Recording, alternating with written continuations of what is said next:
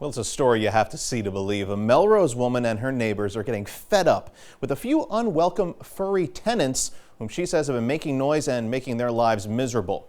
Taking a look at some of it right here. When we first shared the story about these freeloading raccoons with you back in March.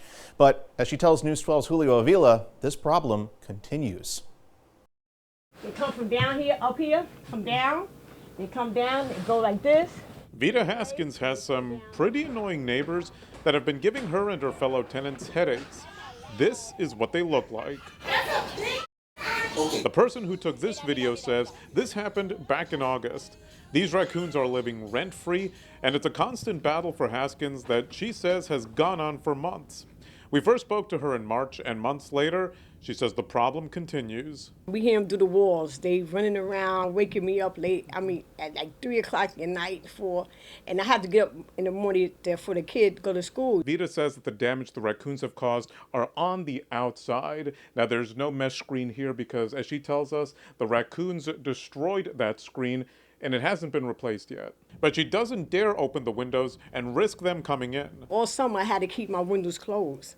And it was sad, it was hot, too hot, so I had to go outside. She and her neighbors showed us where the raccoons were seen. The hole is on the house, which is connected to Vita's home, and her landlord, Yancy Rivera, tells us she's tried to find a solution with the landlord next door. I tried to call her today to let her know, listen, the raccoons are back. Are you doing something about it? The siding of the house is falling again, but no answer. Rivera says she last spoke to her counterpart back in March and has dealt with the problem on her own. That includes hiring someone to place cages around the home to capture the raccoons and fix damages the raccoons caused. I feel that the city should get involved. I know they have come by. They just knock on the door, and since no one answered, they just leave. We reached out to the other landlord and have not heard back.